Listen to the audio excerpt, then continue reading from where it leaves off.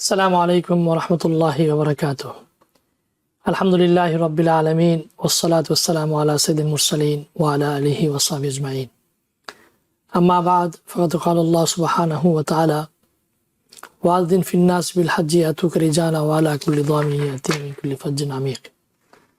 ইয়াকুলু আল্লাহু সুবহানাহু ওয়া তাআলা ওয়ালিল্লাহি আলান নাসি হিজ্জুল বাইতি মান ইসতাতা ইলাইহি সাবিলা। ওয়া ইয়াকুলু নবী সাল্লাল্লাহু আলাইহি ওয়াসাল্লাম আল হাজ্জুল মাবরুর লাইসা লাহু জাযাউন ইল্লাল জান্নাহ ওয়া কামা ক্বালা আলাইহিস সালাম। প্রিয় দর্শক, ইসলাম ও জীবনের পক্ষ থেকে দূরে কাছে দেশ বিদেশে সরাসরি অথবা পরবর্তীতে যারা আমাদের এই প্রোগ্রাম দেখবে সবাইকে আন্তরিক স্বাগত। আল্লাহ সুবহানাহু ওয়া তাআলা আমাদেরকে ইসলামের জীবনে চলার জন্য কতগুলো ফারায়েজ আহকাম দান করেছেন, যেটি কোরআনের যে আহকামাতগুলো খুবই কম। কোরআনের ৬,০০০-এর উপর আয়াত, এই আয়াতের মধ্যে মাত্র 3% আয়াত হলো আহকামাত, অর্থাৎ 500 যে হুকুম হুদুদ যেটা 3%, আর বাকিগুলো 500টা আয়াতের মধ্যে যে আয়াতগুলোর মধ্যে রয়েছে হুকুম এবং আহকামাত, বাকিগুলোর মধ্যে আল্লাহ তাআলা কৃষ্টি কালচার, তাওহীদ, রিসালাত, আখিরাত এগুলো আলোচনা করেছেন। তো ইসলামের যে পঞ্চম যে একটি স্তম্ভ, পঞ্চমের 5টি স্তম্ভের মধ্যে একটি বড় স্তম্ভ হলো হজ, এবং এই হজের ব্যাপারে আল্লাহ সুবহানাহু ওয়া তাআলা কমপ্লিটলি একটি সূরা নাযিল করেছেন। সূরাটির নামই হলো সূরাতুল হজ। আমি যে প্রথম যে আয়াতটি তেলাওয়াত করেছি, ওয়াযিন ফিন নাসি বিল হাজ্জি ইয়াতুকা রিজালান ওয়া আলা কুল্লি দামিরিন ইয়াতিনা মিন কুল্লি ফাজ্জিন আমীক। আল্লাহ সুবহানাহু ওয়া তাআলা হযরত ইব্রাহিম আলাইহিস সালামকে বলেছেন, তুমি আযান দাও, মানুষকে কল করো, আহ্বান করো হজের জন্য। এবং অন্যত্র আল্লাহ তাআলা বলেছেন যে হজ ওই ব্যক্তির জন্য ফরজ যে মান ইসতাতা ইলাইহি সাবিলা, যে শারীরিকভাবে, আর্থিকভাবে এবং সমস্ত রকম প্রতিবন্ধকতা অতিক্রম করে যে হজ করতে হবে তার উপর হজ ফরজ। এভাবে আল্লাহ সুবহানাহু ওয়া তাআলা 8টি জায়গায় ভিন্ন ভিন্নভাবে হজ সম্পর্কে আলোচনা করেছেন। আমরা কম বেশি সবাই হজের মাসলা মাসাইল, হজ যারা করতে চান তাদের ফজিলত সম্পর্কে আমরা সবসময় আলোচনা করে থাকি। কিন্তু এই হজটা আমাদের মানবতার জন্য কি বয়ে নিয়ে এসেছে, মানবতার জন্য কি উপকার, মানব সম্পদের জন্য এই হজটা কেন করতে হবে, এই নিয়ে আজকে আমরা আমাদের আলোচনা সাজিয়েছি। আমরা আজকে আলোচনা করব যে ইনশাল্লাহ আমাদের এই হজ হওয়া পর্যন্ত আমরা আমাদের এই প্রোগ্রামটিকে হজে মাসলা মাসাইল, আপনাদের প্রশ্ন উত্তর নিয়ে এবং হজ কীভাবে সহজে হজ করা যায় স্টেপ বাই স্টেপ আলোচনা করবো ইনশাল্লাহ। বাকি আজকে যে বিষয়টা আলোচনা করবো সেটা হলো হজ নিয়ে আমাদের যে মানব যে সভ্যতা গড়ে উঠেছে এবং উপকারটা কি সে আলোচনা করবো। এই জন্য আমাদের স্পেশাল যিনি আলোচক সর্বদা আমার সাথে প্রোগ্রামে থাকেন, মাওলানা ফাকিদুন রয়েছেন। আসসালামু আলাইকুম। ওয়ালাইকুম আসসালাম ওয়া রাহমাতুল্লাহি ওয়া বারাকাতুহু। আপনি বুঝতে পারছেন আমি যে বিষয় নিয়ে আলোচনা করব। আমরা তো হজের প্রতিটি, এখন তো মাশাআল্লাহ ইউটিউব আছে, ফেসবুক আছে, সোশ্যাল মিডিয়া, যে কিছু বিষয় জানতে গেলে আমাদের টিপ মারলে, ব্রাউজ করলে জানা যায়। কিন্তু হজের যে আসলে আমাদের জন্য কতটুকু প্রয়োজন, সভ্যতার জন্য কতটুকু প্রয়োজন, একজন মানুষের জন্য কতটুকু প্রয়োজন, এবং কেন আল্লাহ তাআলা আমাদের জন্য এই হজটাকে ফরজ করেছেন, এটার উইজডম বিহাইন্ড, এটার হেকমতটা কি, এটা সার্বমতটা কি, এই নিয়ে আলোচনা করবেন। সাথে সাথে অনেকগুলো প্রশ্ন আছে হজ সংক্রান্ত, এবং যারা অনেকেই আমাদেরকে রিকোয়েস্ট করেছে আপনারা আমাদেরকে আগে জানান নাই যে হজটা যে নুসুকের থ্রুতে যাচ্ছে, আপনারা আমাদেরকে একটু আগে জানাতেন। আমরা এখন চেষ্টা করতেছি এখন থেকে যে কোনো কিছুই নাই।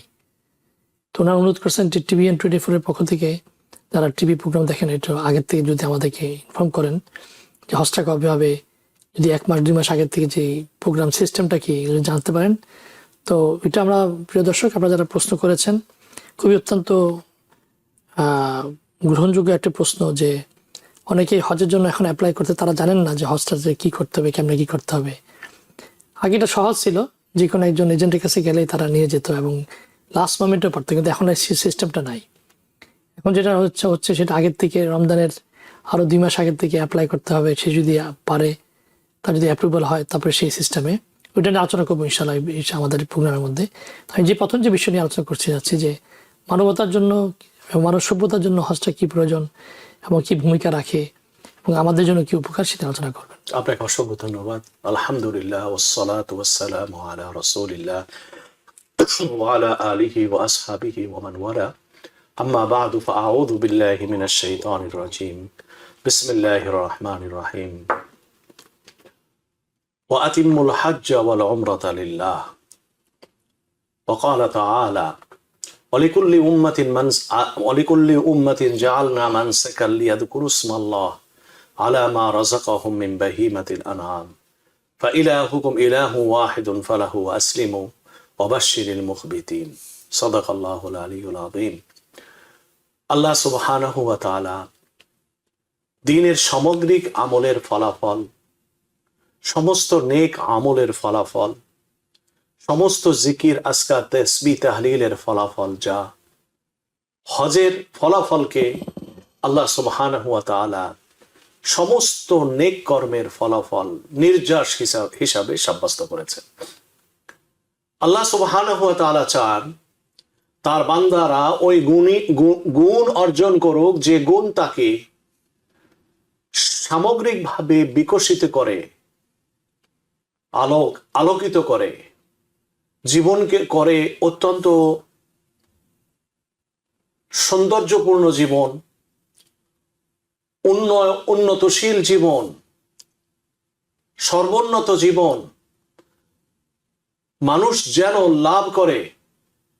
ওই কর্মগুলো, সেই কর্মগুলোর যে রেজাল্ট আল্লাহ সুবহানাহু ওয়া তাআলা, এই হজ যদি কেউ সুষ্ঠুভাবে পালন করে তাকে আল্লাহ সুবহানাহু ওয়া তাআলা সেই গুণাবলী দান করবেন। এটা দুনিয়ার জীবনে হজের ফলাফল। আর মৃত্যুর পরে আল্লাহ সুবহানাহু ওয়া তাআলা তাদেরকে জান্নাত দান করবেন, যেটি হাদিসে রাসূলুল্লাহ সাল্লাল্লাহু আলাইহি সাল্লাম বলেছেন, আল হজ্জুল মাবরুর লাইসা লাহুল জাযা ইল্লাল জান্নাহ।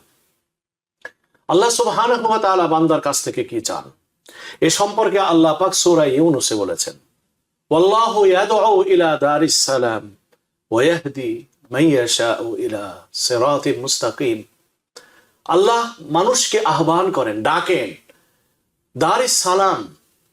দারিস সালাম অর্থাৎ এমন এক জীবনের দিকে, যদি শাব্দিক অর্থ নেওয়া হয় তাহলে তার অর্থ হবে এমন এক জীবনের দিকে আহ্বান করেন যে কর্মের দ্বারা ওই জীবন বরণ করলে তার জীবন শান্তিময় হবে।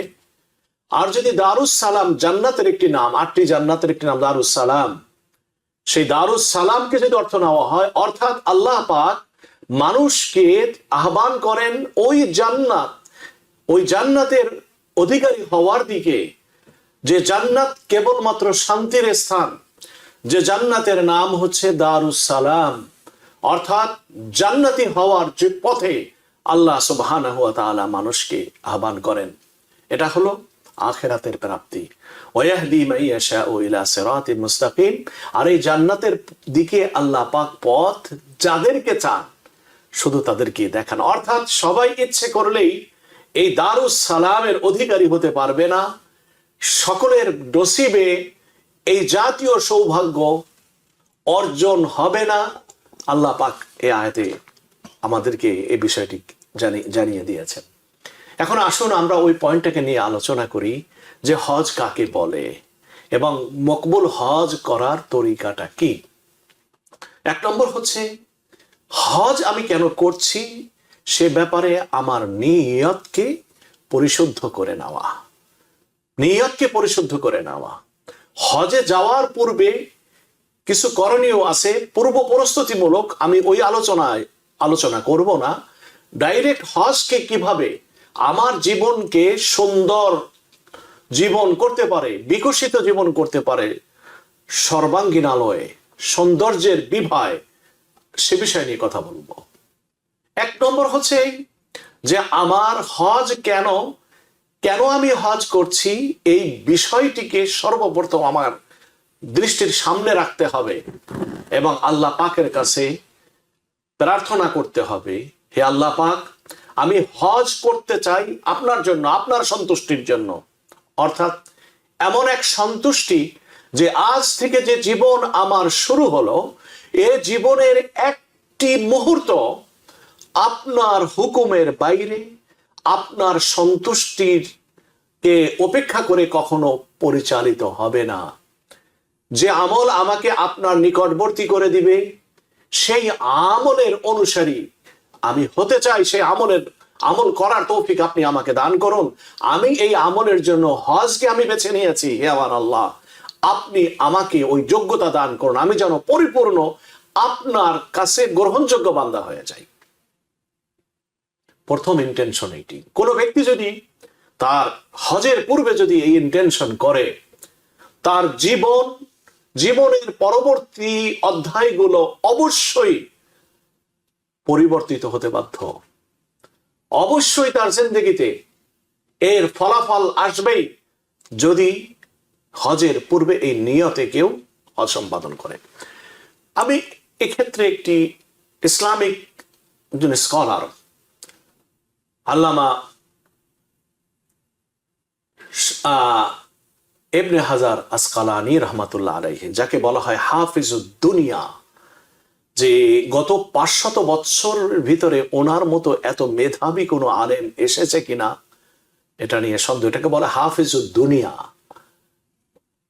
উনি মিশরের অধিবাসী।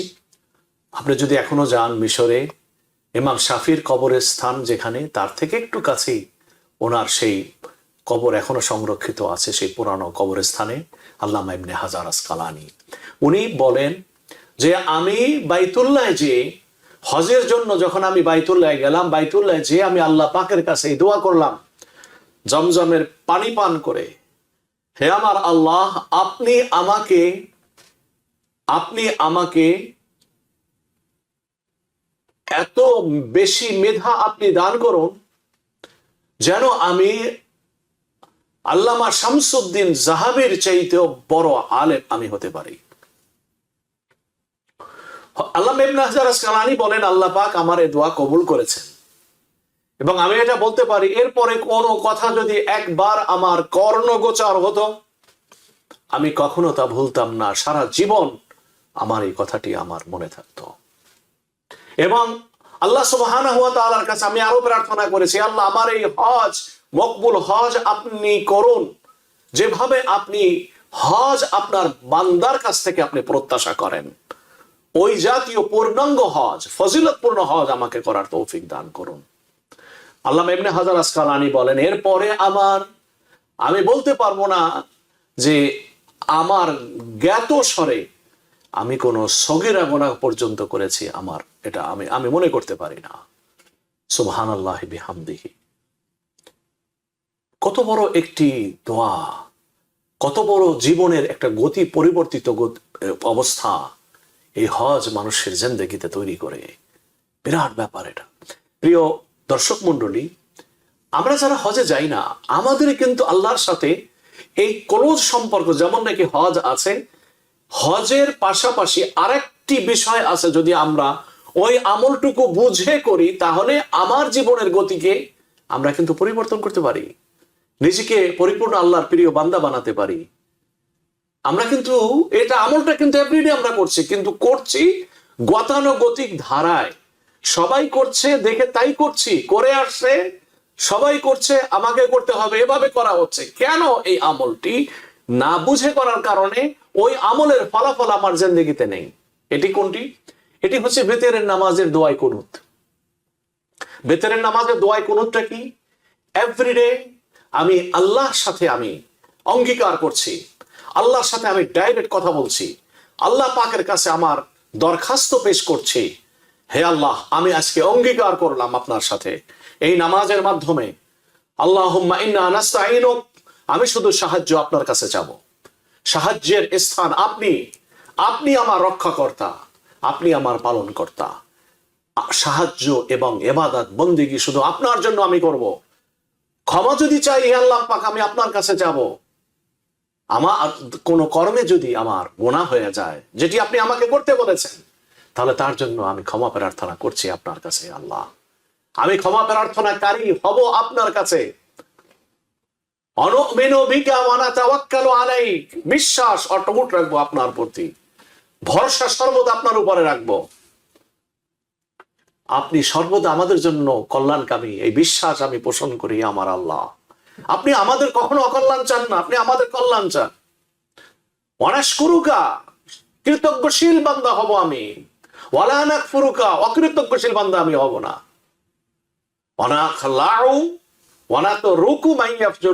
আমি ত্যাগ বর্জন করব তাকে যারা আপনার নাফরমানি করে, যারা আপনার দ্বীনের নাফরমানি করে, আমি তাদেরকে বর্জন করে চলবো। তারা আমাদের জীবনে কোনো গুরুত্বপূর্ণ নয়। প্রতিদিন আমরা এই অঙ্গীকার করছি দোয়াই কুনুতের মাধ্যমে। আমরা এই দোয়াই কুনুতের এই ব্যাখ্যার দিকে এখন নাই। দোয়াই কুনুতটা কিভাবে পড়বো, আমাদের মাইন্ডটাকে এখন ইসলামের দুশ্মনরা ঘুরাই দিছে। বেতেরের নামাজ 1 রাকাত না 3 রাকাত, 1 সালামে না 3 সালামে, এটা নিয়ে এমন ভাবে আমরা ঘুরপাক খাচ্ছি। শতাব্দীর পর শতাব্দী এগুলো নিয়ে আলোচনা, পর্যালোচনা, তর্ক বিতর্ক, গ্রুপিং ইত্যাদি করে শেষ। কিন্তু আসল যে মর্ম বেতেরের নামাজের রয়েছে, যে শিক্ষা ও দীক্ষা, যেটি আমাদের প্রত্যেকের যে পয়েন্টে সকলের জানা দরকার, আমরা এখান থেকে পরিপূর্ণভাবে মুক্ত, এদিকে আমরা নাই। তাকে ত্যাগ করলাম হে আল্লাহ, যে আপনার নাফরমানি করে, যে আপনার দ্বীনের দুশ্মন, তার সাথে আমার কোনো সম্পর্ক নেই। আপনার নবীর দুশ্মন, তার সাথে আমার কোনো সম্পর্ক নেই। আপনার কোরআনের দুশ্মন, তার সাথে আমার কোনো সম্পর্ক নেই। প্রিয় দর্শক মন্ডলী, দোয়াই কুনুতের এই প্রত্যেকটি শব্দ যখন আমরা উচ্চারণ করি বেতেরের নামাজে, আমরা আল্লাহ পাকের সামনে নিজের এই অঙ্গীকারের শব্দ আমরা প্রতিদিন উচ্চারণ করছি না বুঝে করছি।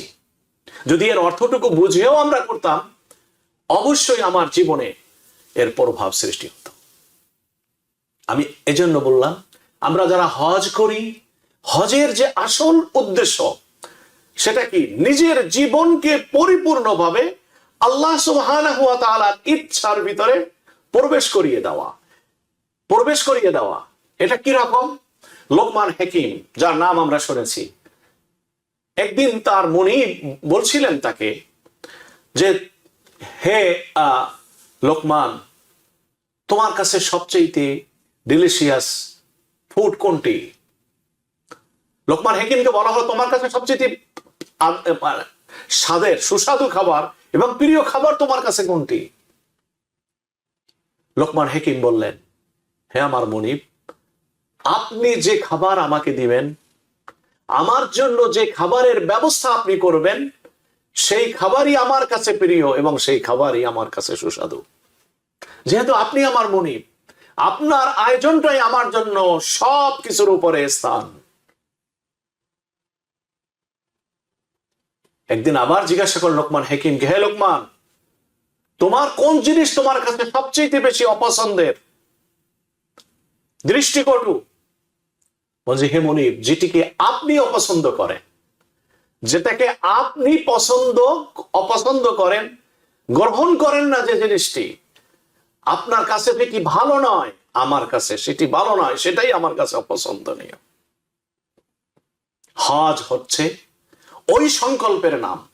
এই জন্য হজ কাকে বলে? আল হজ আল কসদ, সংকল্পবদ্ধ হয়ে আল্লাহ পাকের কাছে যাওয়া। যদি কোনো ব্যক্তি তার নিজের সংকল্প এভাবে মজবুত ভাবে করে বাইতুল্লাহ যায়, তাকবীর উচ্চারণ করে, তালবিয়া পাঠ করে, লাব্বাইক আল্লাহুম্মা লাব্বাইক, লাব্বাইক লা শারীকা লাক লাব্বাইক, হে আল্লাহ, আমি আমার জীবনকে ভুলে গেছি। ইহরামের কাপড় পরে বলছি, হে আল্লাহ, আমি আমার দুনিয়াকে পিছিয়ে ফেলে দিয়েছি। যেভাবে একজন ব্যক্তি মৃত্যুবরণ করলে তাকে সাদা কাপড় পরিধান করানো হয়, দুনিয়ার কোন সাজ সজ্জা তার সাথে থাকে না, সেইগুলা থেকে আলাদা হয়ে যায়, আংটি অর্নামেন্টস কিচ্ছু থাকে না, সেগুলা বাদ দিয়ে তাকে কাপড়ের কাপড় পরানো হয়।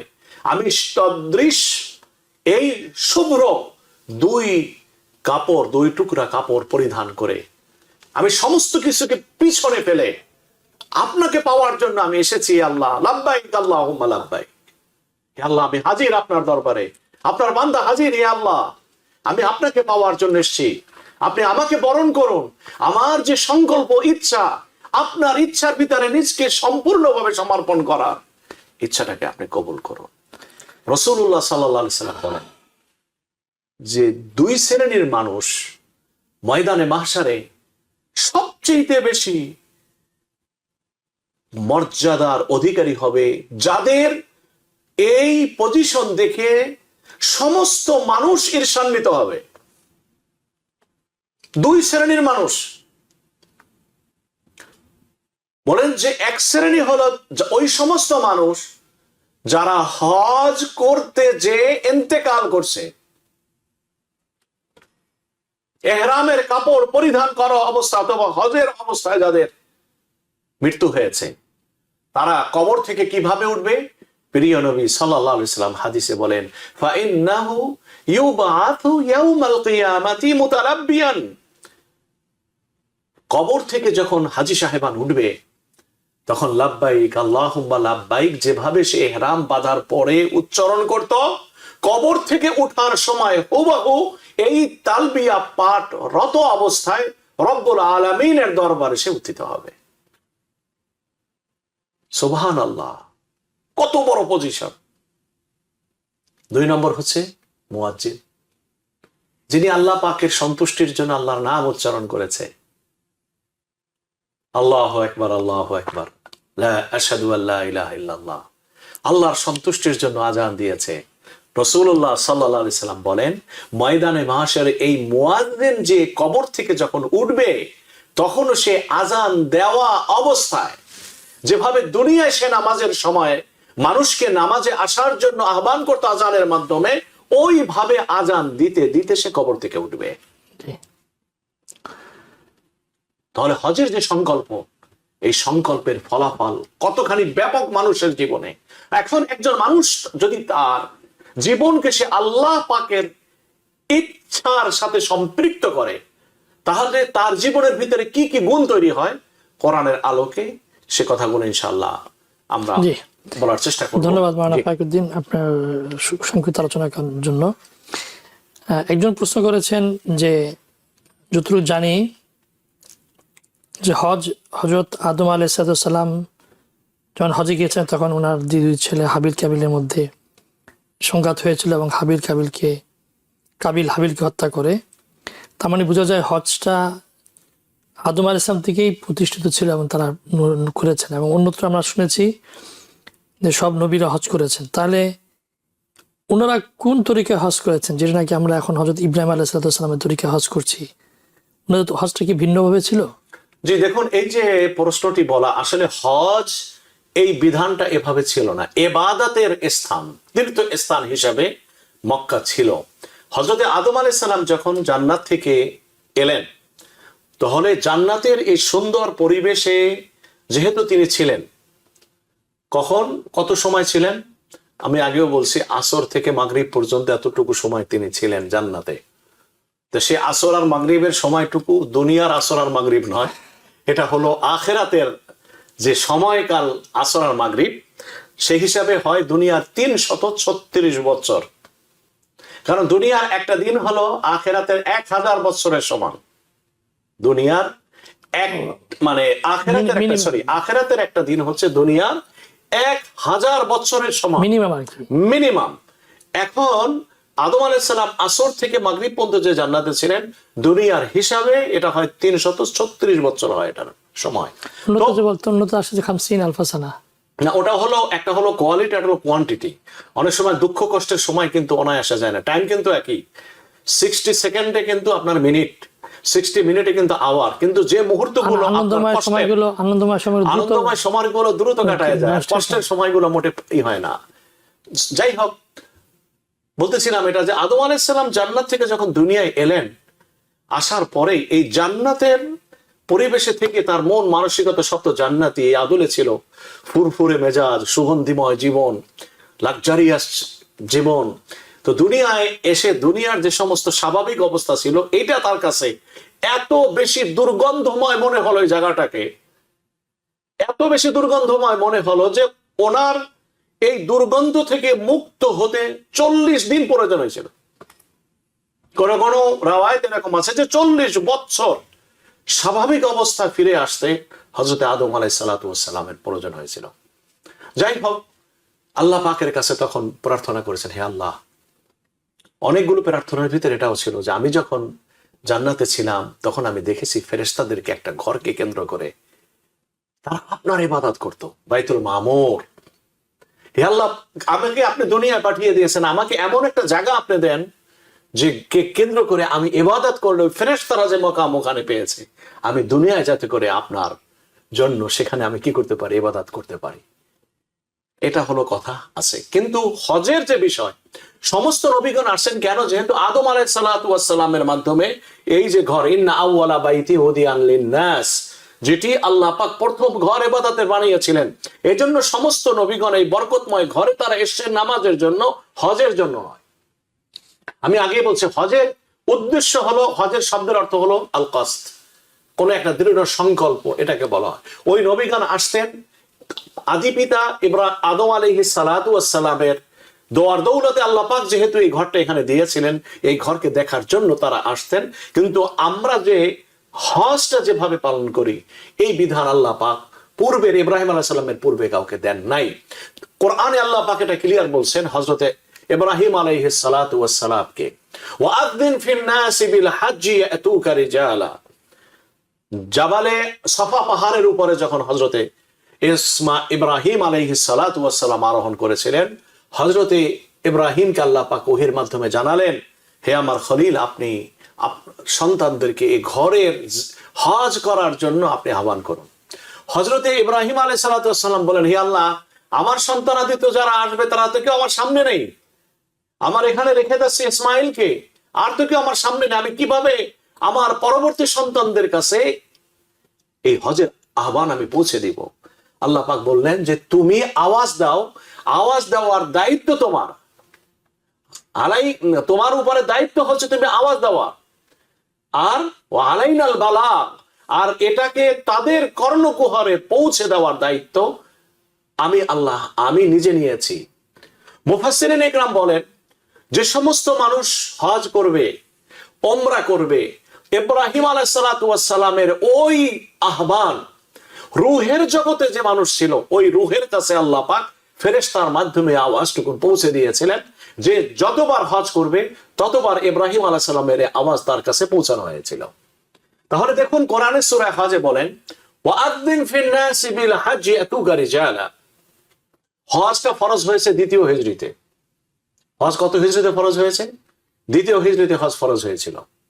যে কারণে রাসূলুল্লাহ সাল্লাল্লাহু আলাইহি সাল্লাম হজ কিন্তু করতে পারেন না, তিনি হজ করছেন 11 হিজরিতে। রাসূলুল্লাহ সাল্লাল্লাহু আলাইহি সাল্লাম 9 হিজরিতে হজ ফরজ আছে না, নবম নয়, দ্বিতীয় হিজরিতে হজ।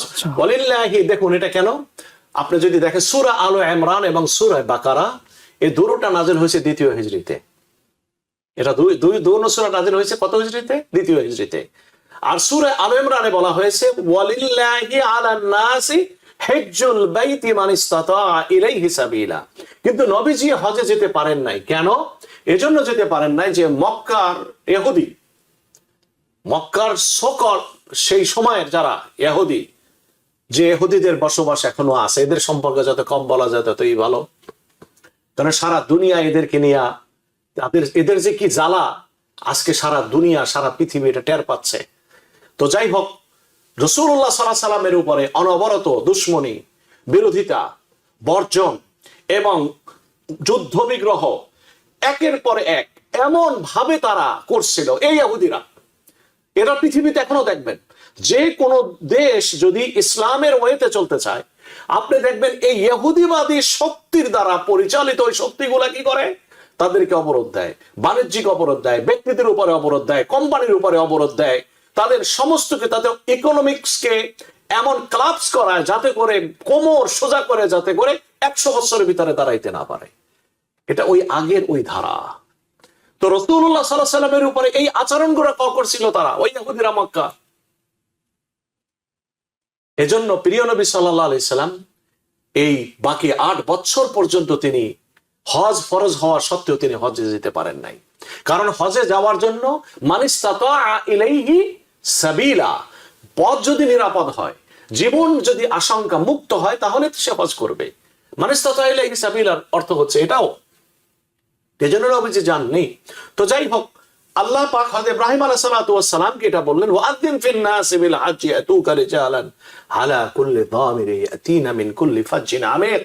ইব্রাহিম আলাইহিস সালাতু ওয়াস সালামকে বলছেন হজের আহ্বান করার জন্য। কোরআনে এটা বলেনি যে আগের নবীরা তারা কি করছেন, এসে হজ করছেন।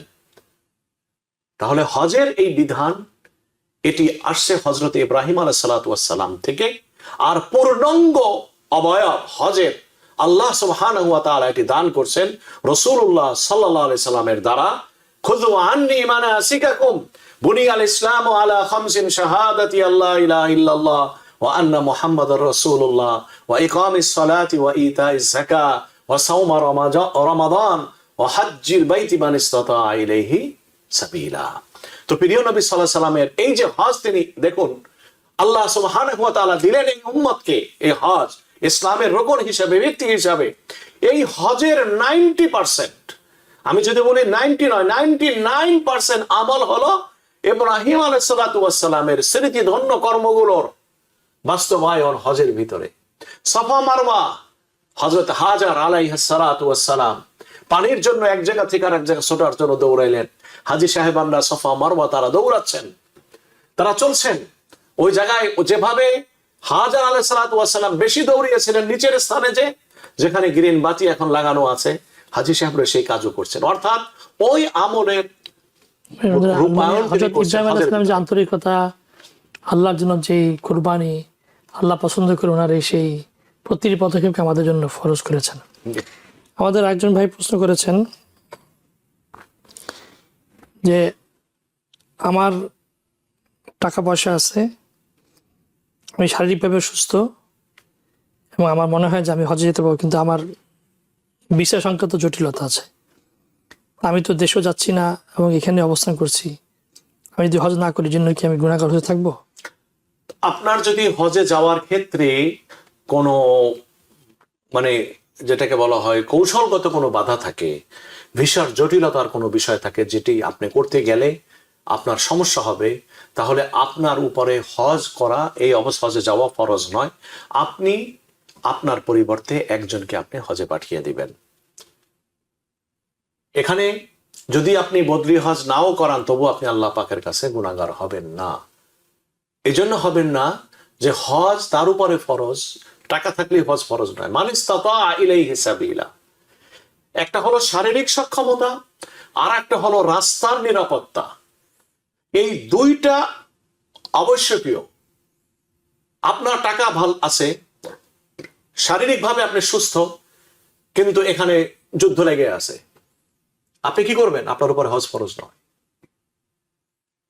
মান ইসতাতা ইলাইহি সাবিলার ব্যাপারে ফুকাহা ইকরাম এই কথাই বলেছেন যে যাওয়ার যে রাস্তাটি সেটাও নিরাপদ হইতে হবে, যে সেটাও নিরাপদ হতে হবে। নিরাপত্তা যদি না থাকে, এই হজ আদায় করতে যে আপনি মনে করুন কোন একটা ঝামেলায় পড়ে গেলেন আর সাফারিং করলেন, আল্লাহ সুবহানাহু ওয়া তাআলা এটা চান না। মা আনসালনা আলাইকাল কুরআনা লিতাশকা, আমার ইবাদত বন্দেগী করতে যে তোমরা বিপদগ্রস্ত হবে, ক্ষতিগ্রস্ত হবে, আমি এজন্য কোরআন নাযিল করি না, দিন এবং ইবাদত আমি দেই নাই। কোরআনের অর্থ হচ্ছে এখানে। সুতরাং আপনি মনে আফসোস থেকে যাবে যে আপনার অর্থ থাকা সত্ত্বেও, শরীর থাকা সত্ত্বেও, এই কৌশলগত কারণে আপনি হজ করতে পারেননি। তো এই মনোকষ্ট থেকে নিজকে মুক্ত রাখার জন্য আপনি কাউকে এই টাকা দিয়ে আপনি হজ করিয়ে দিবেন। আল্লাহ সুবহানাহু ওয়া তাআলা আপনাকেও হজের মর্যাদা হাজী হিসাবে ময়দানে মাহশারে আল্লাহ পাক আপনাকে পুরস্কৃত করবেন। জি, আরেকজন প্রশ্ন করেছেন,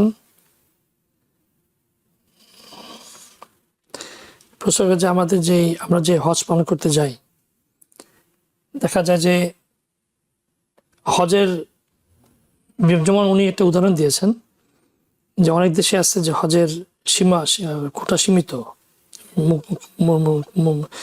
মানে কমপ্লিট কথাটা এরকম লম্বা চড়া আলোচনা করেছেন, সীমিত।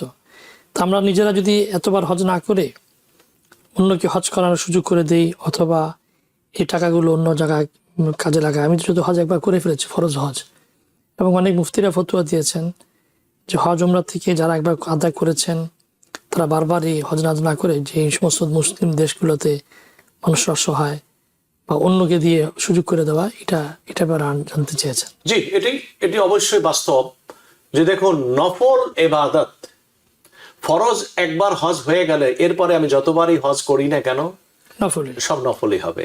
আর নফল ইবাদতের জন্য, নফল ইবাদতের ক্ষেত্রে হুকুকুল্লাহর চাইতে হুকুকুল ইবাদের প্রায়োরিটি বেশি।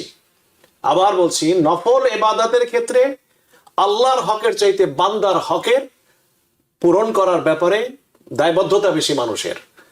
যদি কেউ আল্লাহর সন্তুষ্টি চায় তাহলে তাকে এই হুকুকুল ইবাদ, বান্দার হকটাকে কি করতে হবে, তাকে আগে রক্ষা করতে হবে। আমরা এই মাসলাটা না বোঝার কারণে আমাদের দৈনন্দিন জীবনের অন্য অন্য সমস্ত ক্রিয়াকর্মেও আমরা এই মানে অসুবিধার মুখোমুখি হই।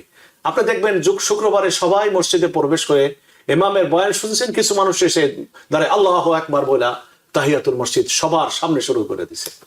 এটা তো নফল নামাজ, কিন্তু আপনার নফল নামাজ পড়ার দ্বারা আপনি কতগুলো মানুষের আপনার হক নষ্ট করলেন। সামনে দেখতে পাচ্ছেন না, কথা বলতে ইমামকে আপনি গুনাহগার বানাচ্ছেন যে ইমাম আপনার নামাজের তেলাওয়াতের ভিতরে বাধা সৃষ্টি করছে। কারণ ইমাম যখন কথা বলে তখন তো আপনি তেলাওয়াত করতে পারেন না, আপনার তেলাওয়াতের ভিতরে সমস্যা হয়।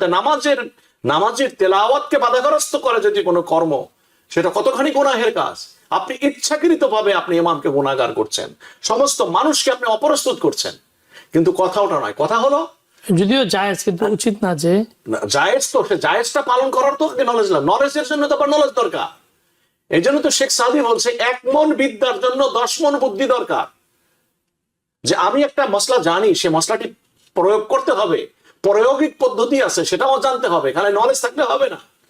এই জাতীয় ক্ষেত্রে এক কর্নারে, সেকেন্ড ফ্লোরে, পিলারের আড়ালে যেখানে কোনো মানুষ দেখে না সেখানে যে আমি নামাজ পড়বো, কিন্তু না, আমাকে দেখাতে হবে যে আমি যে মশলাটা জানি, মসজিদে ঢুকলে যে তাহিয়াতুল মসজিদ পড়তে হয়, এটা একেবারে আল্লাহু আকবার আইসা একেবারে পুরা দাঁড়ায়া দেখাইতেছে আলহামদুলিল্লাহ, একেবারে আব্দুল কাদের জিলানী হয়ে গেছে।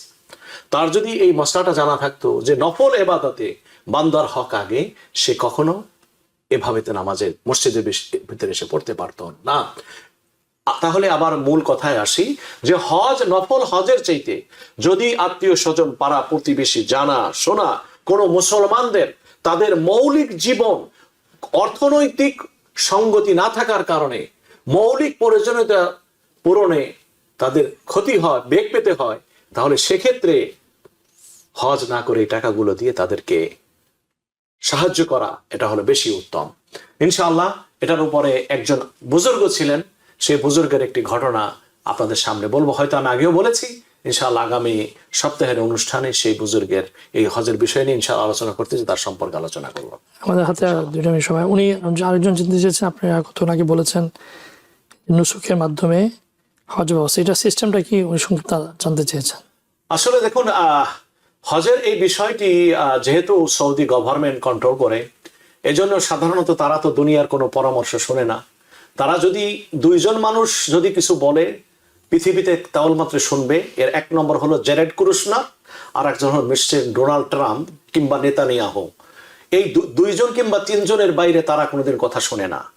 এজন্য তারা কোনোদিন মুসলিম লিডারদেরকে, যারা ইসলামিক স্কলার, যারা ইসলামিক রাজনীতি সমাজনীতি নিয়ে যারা বুঝে, যারা পণ্ডিত, যারা বিজ্ঞানী, যেমন নগরকে কিভাবে পরিচালনা করতে হয় এটার বিজ্ঞানী আছে, ওই রকম পণ্ডিত মানুষদেরকে, যারা সোশ্যাল সায়েন্সের যারা পণ্ডিত, এদেরকে নিয়ে পরামর্শ করলে এই নুসুক নামক এই ফুসুক মানে হলো অপরাধ, কিন্তু এই ফুসুকটাকে তারা চালু করছে। কারণ এটা তো রাজতন্ত্রের মাধ্যমে আসছে, এটা তো কোনো মুসলিম স্কলাররা এটাকে পরামর্শ দিয়ে সাব্যস্ত করে নাই।